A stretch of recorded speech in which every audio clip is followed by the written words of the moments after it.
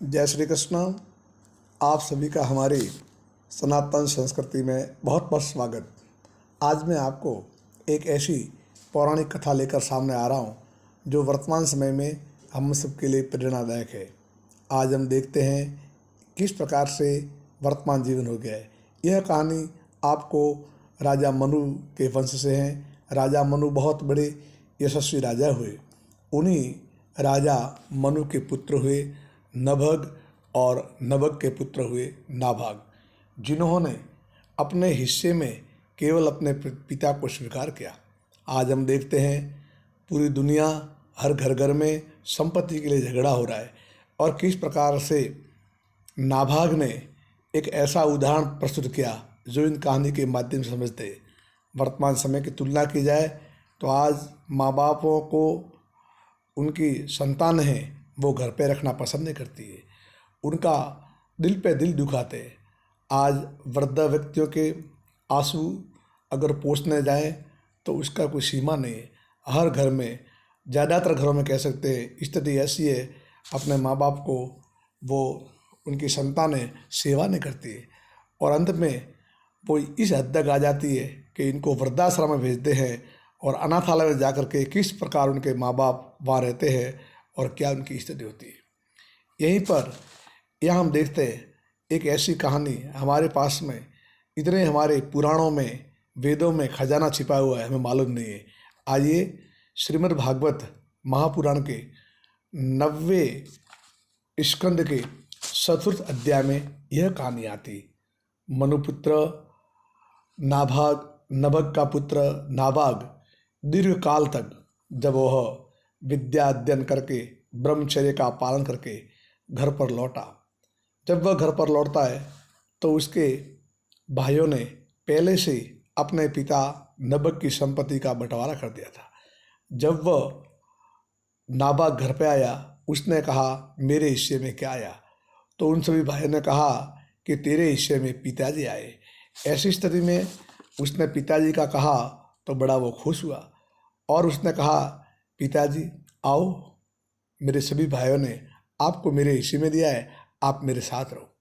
पिताजी को, नभग को बड़ी चिंता हुई कि मेरा बेटा ये संस्कारी है, ये अपने बड़े भाइयों से मांग नहीं रहा है और कुछ विरोध भी नहीं कर रहा है। ऐसी स्थिति में कहा कि तो बेटा उनसे मांग, तेरा हक मांग, किंतु उसने नहीं माना। पिताजी आप मुझे मिल गए हो, बस सब कुछ मिल गया।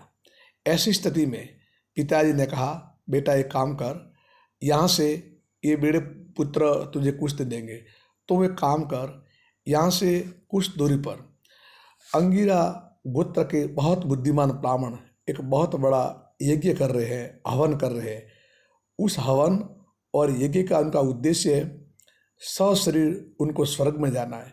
जब वो वहाँ पर यज्ञ करते हैं तो अंत में वहाँ आने के बाद में उनसे चूक हो जाती है और उनका जो यज्ञ है वो पूरा नहीं होता है। आप एक काम करो बेटे, तुम वहाँ पर जाओ और उनको जाकर के वैश्वदेव संबंधी 2 सूक्त बतला दो और जब उनका हवन पूरा हो जाएगा और संपन्न हो जाएगा, ऐसी स्थिति में वो वहाँ से स्वर्ग की ओर चले जाएंगे और जितना भी बचा हुआ धन है वो तुझे देकर जाएंगे। पिताजी की आज्ञा का पालन करते हुए पिताजी को अपने साथ में लेकर के, अपने हिस्से में पिताजी को लेकर वह अकेले ही नाभाग वहाँ अंगिरा गोत्र के ब्राह्मणों के हवन में पहुँचे और उन्होंने वहाँ जाकर निवेदन किया कि मैं आपका यज्ञ मदद कर सकता हूँ। ऐसी स्थिति में उन्होंने यज्ञ पूरा करवाया और उस यज्ञ के द्वारा वो सभी सीधे स्वर्ग में चले गए और जितना भी जो धन पड़ा था वो उन्होंने कहा आप ले सकते हो। जब वह नाभाग धन लेने लगा, उसी समय वहाँ से उत्तर दिशा से कोई काले रंग के व्यक्ति आए। उन्होंने कहा रुक, यह तो धन नहीं ले जा सकता। तब ऋषि पुत्र ने कहा धन मेरे पिताजी ने मुझे लाने को बोला।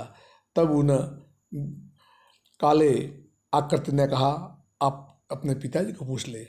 पुनः नभाग अपने पिताजी के पास जाते हैं और पिताजी ने यही कहा कि बेटा एक काम कर, जो आपको हमारा एक बार राजा दक्ष के यज्ञ में ये बात तय हो जाती है कि जो भी यज्ञ में बचा हुआ भाग होगा वो सभी हमेशा रुद्र देवता का होगा यो, इसलिए अब तुम उन्हीं को जाके दे आओ। पुनः वो अपने पास में आए और उनको बोला कि मेरे पिताजी ने यही कहा है कि आपका मेरे से गलती हुई, मैं आपसे क्षमा मांगता हूँ। भगवान रुद्र, महादेव, भोलेनाथ बहुत प्रसन्न हुए। उन्होंने कहा, धन्य है आपके पिताजी को और धन्य है आप जैसी संतानों को। मैं आपके सत्य बात पर और सत्यता पर आपकी सेवा भाव से बहुत ही प्रसन्न हूँ और मैं आपको यह आशीर्वचन के रूप में जितना भी धन है आप लेकर जाओ। इतना कह करके भगवान शंकर वहाँ से अदृश्य हो गए और वहाँ अदृश्य होने के बाद में जितना भी धन था वो सब नाभाग के हिस्से में आ गया और नाभाग लेकर हो गया। इस कहानी के माध्यम से हम कह सकते हैं, अगर हमें हमारे वेदों पर निष्ठा है, अगर हमें नीति पे विश्वास है, हम हमारे बुजुर्ग माँ बापों की सेवा करेंगे, सत्य में चलेंगे, तो ज़रूर एक दिन धन हमारे पास में आएगा, हमारे पास धन आएगा, इसमें कोई दो राय नहीं है। अगर आपको ये कहानी अच्छी लगी है, आप अपने परिवारों में, बालकों में, बच्चों में सभी के साथ शेयर करें और इस कहानी को सुनाएं।